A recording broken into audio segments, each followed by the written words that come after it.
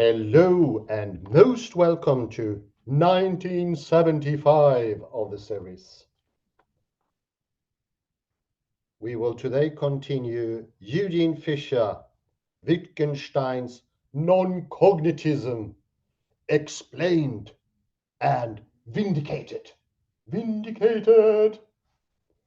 Vindicated. Last time we spoke about unwarranted leaps, and Kalle even made some couple of leaps on the stage. And that there is a general urge to misunderstand systematically. I would compare this general urge to misunderstand to the Alexander technique to react unconsciously. Without thinking, we go into down and back, this stiff-neckedness or something else like a tension. We are not aware of it, and therefore we get caught up in this unwarranted, unnecessary, fixed thinking that leads to, what does it lead to? Monosemism, lack of creativity, as we have exposed before, lack of knowledge, all those things. In the end, knowledge becomes just a cutting of plus and minus, truth and negative, everything made from contradictions.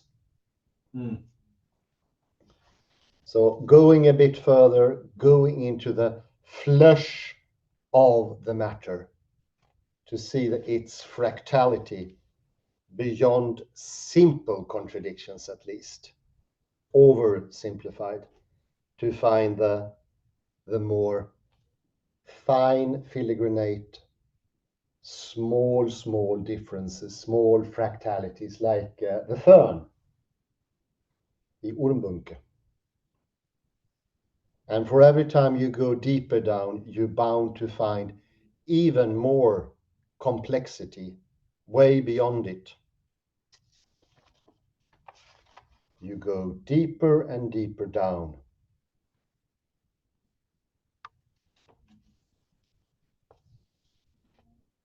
And the formula is, of course, the fixated idea of relegating all of thinking into an assumed innerness. The beetle box, or as I like to call it, the scarabee box.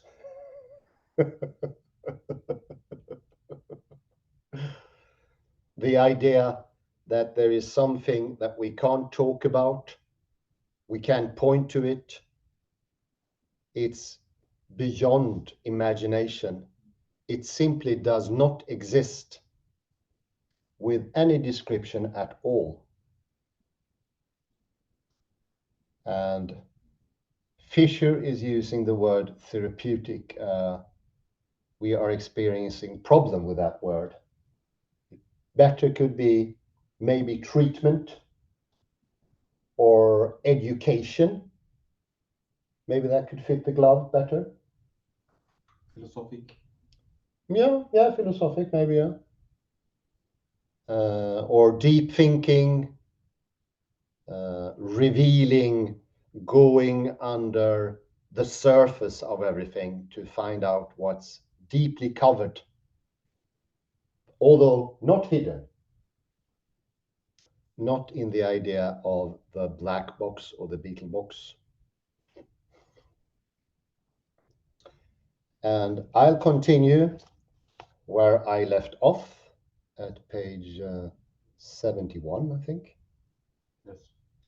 Yes, it must be 1972. And it's on the last paragraph and the very last, I think that's the last subtitle or subrubric. No, it's a couple of more.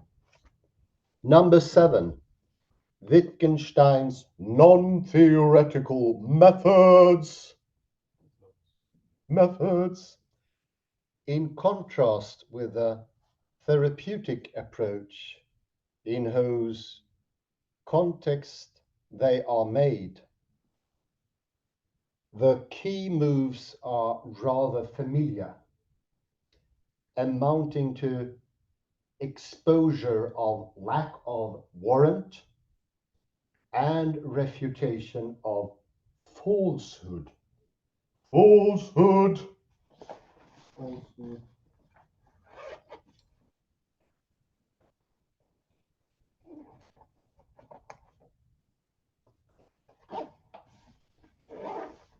They are strictly rational and in line with the non-theoretical precepts we considered at the outset. At the outset. At the outset. NT. Do not advance one, controversial claims. Controversial claims. 2. Hypothesis. Or 3. Explanations. Explanations.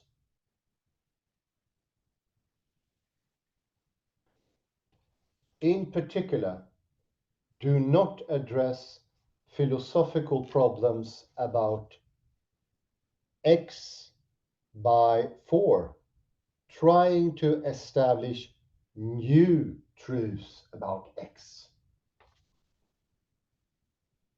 No new truths about X or anything else. No new philosophy.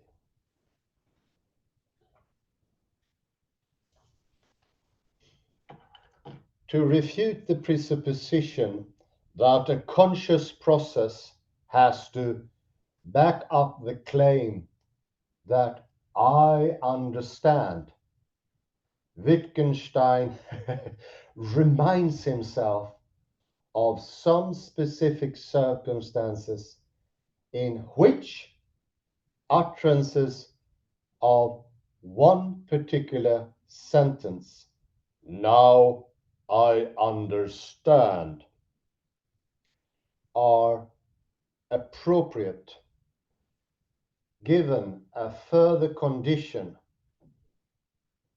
and that condition is that one thinks of the formula. That one thinks of the formula. Of the formula. Such very specific reminders as in 179 are all he needs for the present purpose, even where he does advance from them to more general and perhaps his approach does not call, or perhaps controversial claims. His approach does not call for this.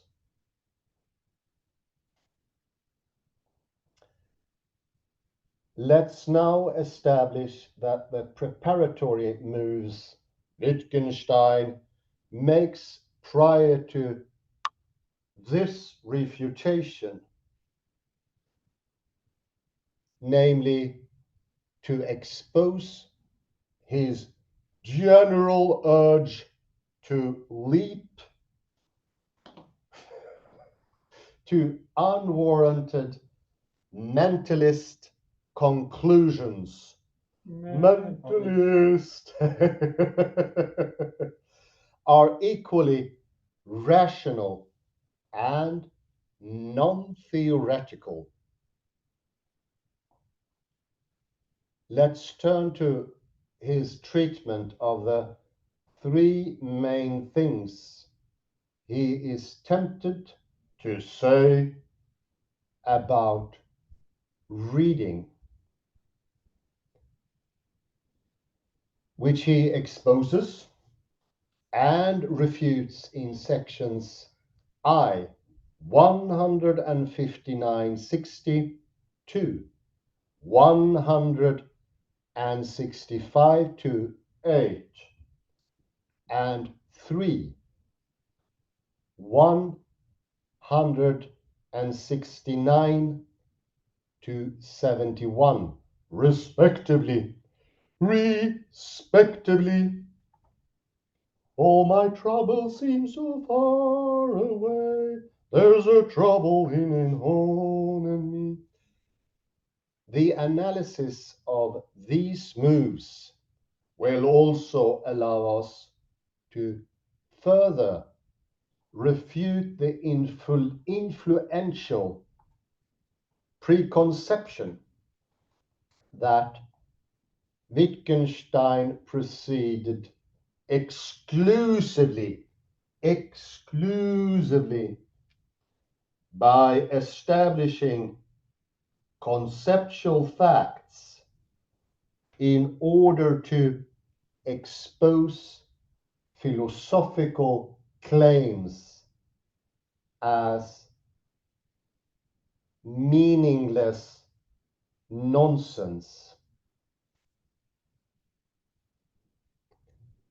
Just like the claim that a characteristic mental process occurs when a subject suddenly understands a number section. Number section!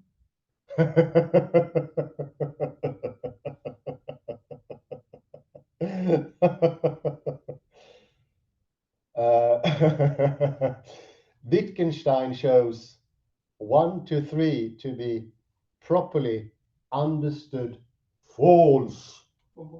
False.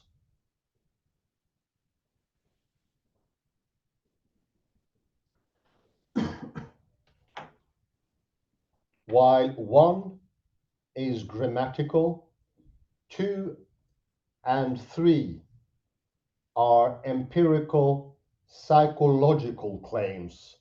Psychological claims. Kalle doesn't like that. Hopefully not. Accordingly, Wittgenstein refutes them in different ways.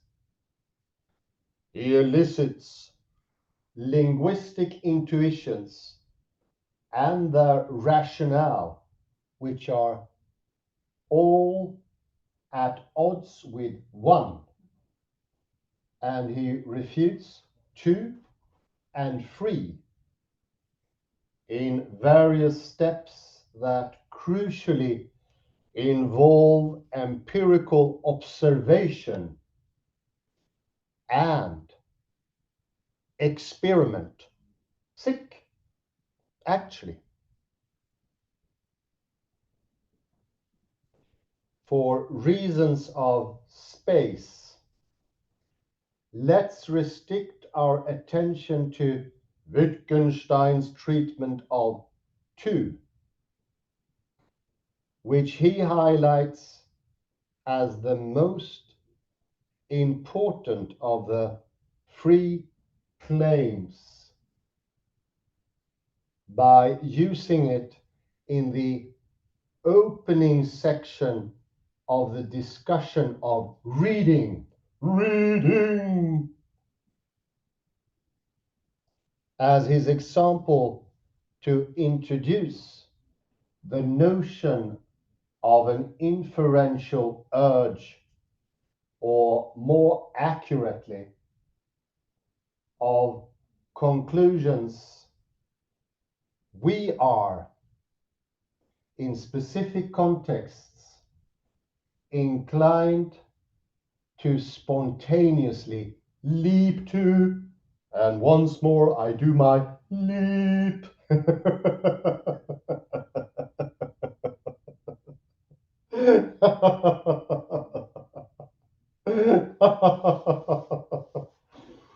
When considering particular examples in the light of the philosophical question,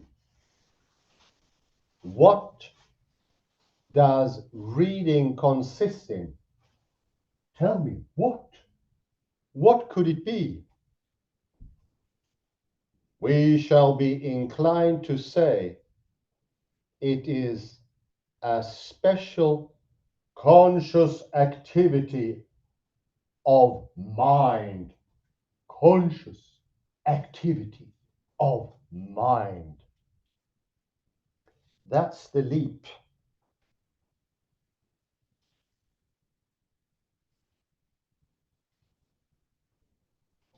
A psychological process, if you like, that doesn't exist.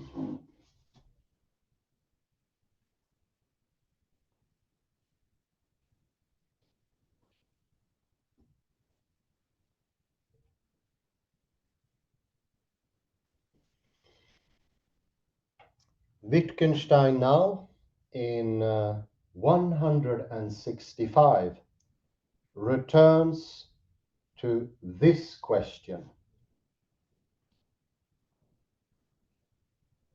One could say, if you want to see what reading consists in, read and attend to what happens. He does this, that is, actually reads a page of print and finds, I see printed words, and say out words loud.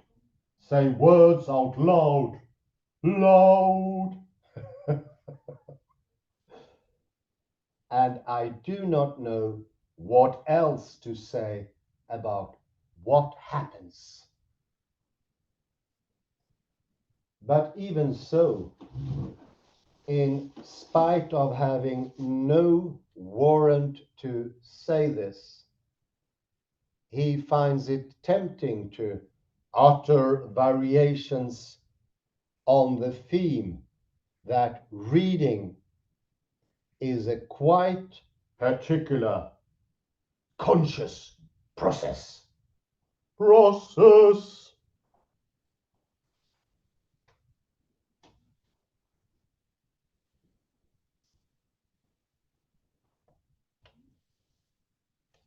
And 165a, that reading is a particular experience,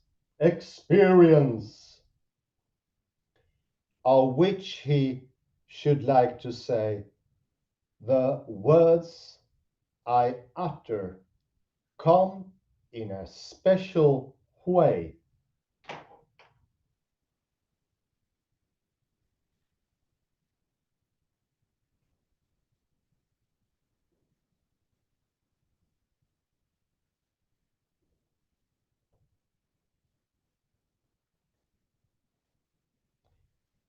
This first reading exercise does not, of course, serve to find out what happens when we read so as to answer the question, what reading consists in. Consists in. Consists in. Rather, it serves to expose an urge to misunderstand, namely, to elicit what Wittgenstein is spontaneously and without warrant, inclined to say about reading, reading, reading, or reading, reading, reading, reading, reading. In specific actual cases, when considering that abstract question,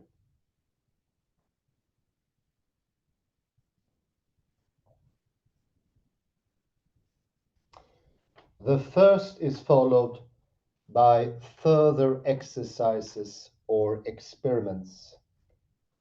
These serve second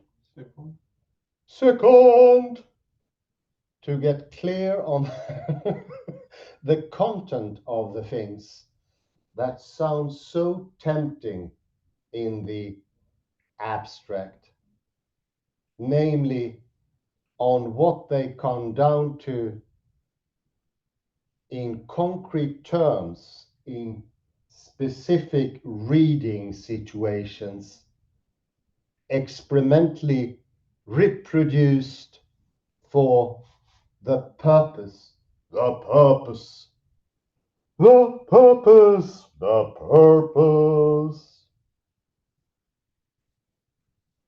Further experiments then serve third, to refute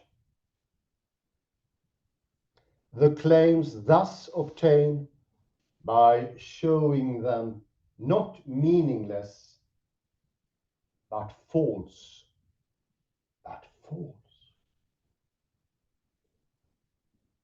Thus, Wittgenstein next reads the letter A, writes a letter, pronounces a sound while looking at a mere flourish, and attends to the way in which the sounds and hand movement come in each case. Very interesting. Hand movements come in each case to see whether he can identify any special way in which they come.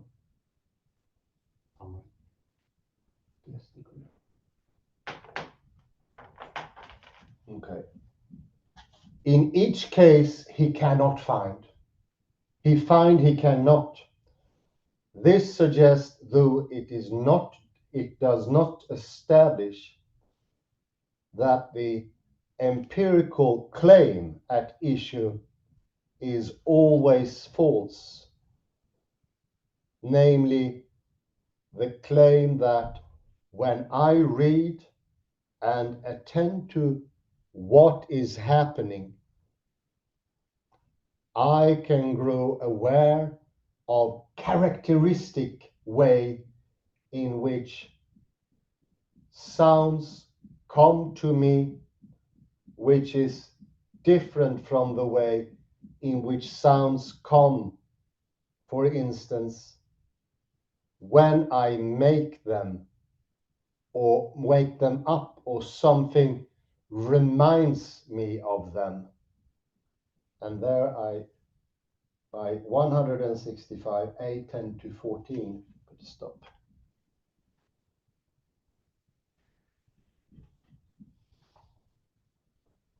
(1975).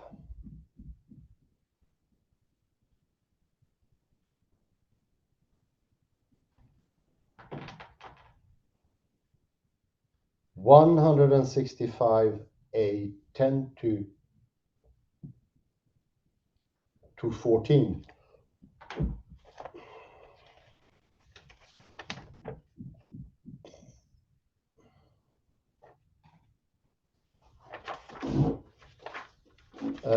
Let's go to page 100. Oh, I don't know what page it is.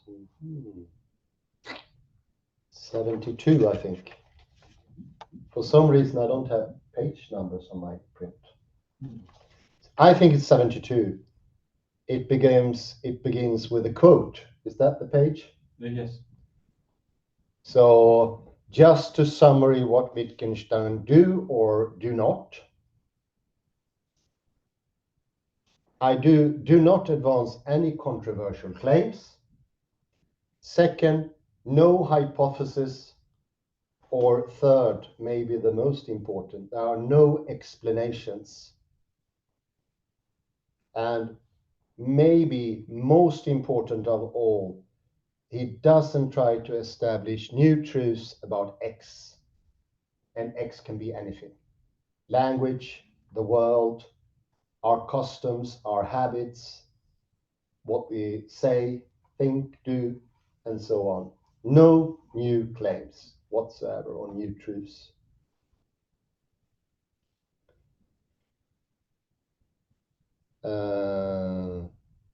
In the third paragraph, let's now establish the second line there. Once more is a reference to the general urge to leap to unwarranted mentalist conclusions. And of course, as Kalle says, it's very close to psychology. That mentalist, well, it is psychology and he's refuting it. Mm-hmm. So there is no inner hindered thing. So maybe it is unhappy terminology to use psychology. Mm-hmm. So mentalist is psychology in ordinary jargon, I would say. And one more pointer to that we find in the fourth paragraph. And I don't think I will repeat it anymore after this because it's occurring sufficiently. At the end of that paragraph, what does then reading consist in? It is a special conscious activity of the mind. This is a proposal by Wittgenstein, which later gets refuted by himself. And once more, it sounds like psychology, and it gets refuted. Further down, he also goes into different explanation for what the content of the mind could be. That those are the things I'm thinking, and so on and so on. But let's go to something that caught my eye here. It is probably on the last page, whatever number that 73. One, 673. Mm. And listen now here. Once more, I'm thinking of the Italian professor. I think his name was something beginning with P. His empirical self-analyzing method is to see, at the first sentence you see here, and attends to the way in which sounds and hand movements come in each case. To see whether he can identify any special way in which they come. So hand movements and language are indicated here. I don't think it's an happenstance. We remember that Wittgenstein's process, according to himself, in the preface to Philosophical Investigations, started because of a gesture given to him by an Italian professor. Maybe once more there is a pointing to how gestures are an integral part of the whole thing. In the previous lecture, I think it was, 1974, we took a look, a gander at David McNeill, and show that gestures are an integral part of the atomistic or linear language. And it's the thing that binds everything together. And since you have Ian McKilcree's books in front of you, why not the right hemisphere? That hand movement, which is obviously of the right hemisphere, since the right hemisphere has control of bodily movements, especially coordination, synchronicity, and simultaneity. Could it be that Wittgenstein was so impressed by movements that it led to him to sort of question the idea of, let's call it sola scriptura, it's only language, only words, and that he start to look at the wholeness, something called hologram, or what is it more called? Holophrases, and hollow movement, according to David Bohm. Global reality, it's called in quantum physics, where all factors come into play and how they together form the expression. So it's not something isolated, which you can cut out from the world to say, these are the words and they carry meaning. They have sign and signified, and that's enough. And that your meaning is inside of you. I don't know where, I cannot speak of it, you cannot speak of it, but it's still there somewhere. And as a concluding remark, a nothing is the same as a something which you can say nothing about. And this beetle box we can say nothing about. Therefore, it doesn't have a purpose. Now the text disappeared. No, there we go, yeah. Die Käferschachtel.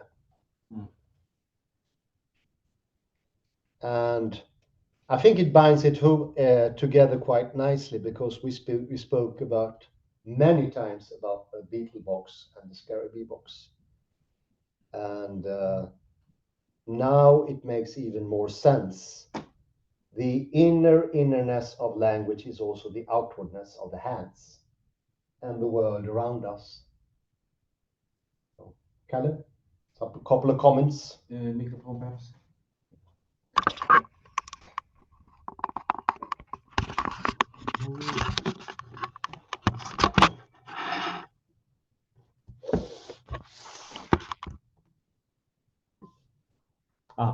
Yes, since paragraph 166 seems so important, let me read it about the hand movements.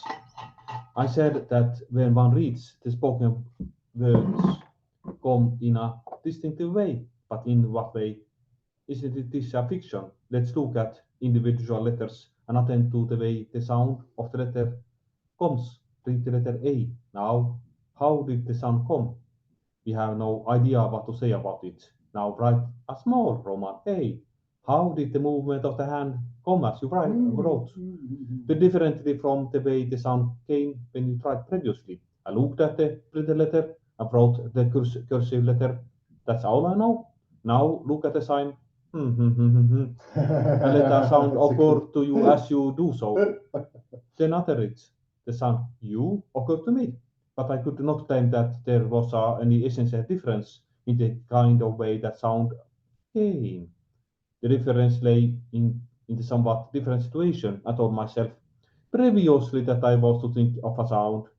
There was a certain tension present before the sound came. And I did not say you automatically as I do when I look at the letter U. Further, that mark was not familiar to me in the way the letters of the alphabet are. I looked at it as it were expectantly, with a certain interest in its shape. As I looked, and I thought of a reverse sigma. Imagine having to use this mark regularly as a letter, so that you get used to uttering a particular sound at the sight of it. Yes, yes. Say the sound sh. Can we say anything about that after a while this sound comes automatically? Automatically. And so forth, so forth. Yes, there is of course a hand movement there when you write the small Roman A. Yeah, I think when mentioning that, I got an idea here. I think it was Benjamin K. Bergen, very long name he has. There is a certain movement of the tongue as well. The tongue is also part of the body. This is just one thing I come to think of. And the tongue movements are very different from case to case. Wouldn't surprise me, maybe in some languages they have different symbols for the same sound, but maybe there is a bit of difference in the tongue movement you can't hear it. Well, let me the first page that we began on page 71. The last line on that page 71. He has written rational, and I don't know how to interpret rational in Fischer's text. And what we usually associate rational with the mind, and then that leads easily to the concept of inner thought, and that is problematic. Yes, it is. So rational is not a good thing per se. Although Descartes said famously, I think, therefore I am, that is a inner thought. Yeah, it's definitely inner with Descartes, no doubt about that. Yeah. So rational, I don't know how Fischer means it. It's ambiguous, but it should not be a good thing necessarily, because rational, as I told you, leads to the false impression that we have inner thoughts. Yeah, I could well do that. Yeah, yeah. And finally, I could, since we have today lecture 175, 1975, I could mention the important book by Feuerabend, Against Method, that was published that year. Oh, was it? Yes. His first book? Woo! First, I don't know, but at least it was published that year. So for him, science was an anarchic enterprise. Yes, yes.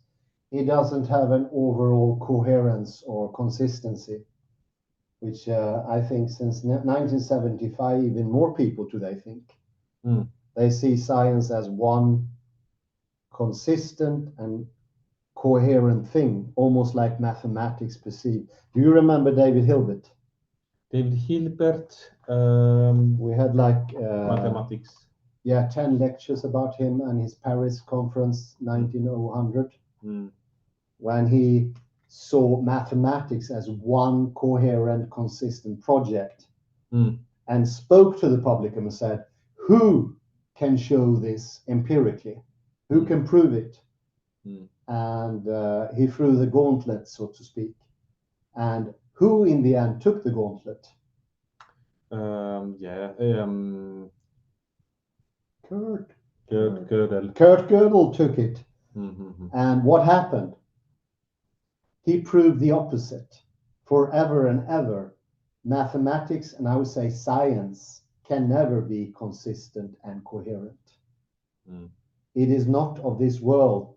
It creates paradoxes as the same as Wittgenstein is pointing out, of the inner. Because what is that rationale of mathematics? It's something inner, actually. It's a part of us that thinks something is rational in the way you think. You should think in a certain way, and it's an inner process. You're absolutely right there. It's a process of correctness that doesn't exist. So, of course, then, mathematics is not rational. There's no such thing, at least no inner rational. I wouldn't say you can't use the word. You can use it maybe to say it's more rational to have breakfast in the morning. If you do it in a trivial sense, like that, it makes more reason, then it's still okay. But if you go too far and say, like I could say as a person, as a singular person, I can say, I, Hans Johansson, have an inner rationality. And I will now judge whether something is correct in a text or what I see outside of me as rational or non-rational. Then it started to become a little bit more on the problematic side. And what does Ian McGilchrist say about the schizophrenics? They are very rational. They are only rational. They only have rationality. And another important thing about the schizophrenics is the chronological thing. What is that one? They prefer the optional. No. Well, yeah, they most probably do, but they're sort of new. There were no schizophrenics before, like 1750, something like that. And the age of rationality, that's the Enlightenment, isn't it? So it's very interesting to see the chronological connection here. We have rationality coming up as the biggest thing ever. Religion is dead or deadish. And this rationality creates schizophrenia. And I think, according to Eugen Fischer, also autism later on. Let's end there. Right, thank you very much, Kalle Lundahl, for participating. And thank you for bringing up good old Paul Feyerabend. His birthday is coming up. Was it the 10th of January?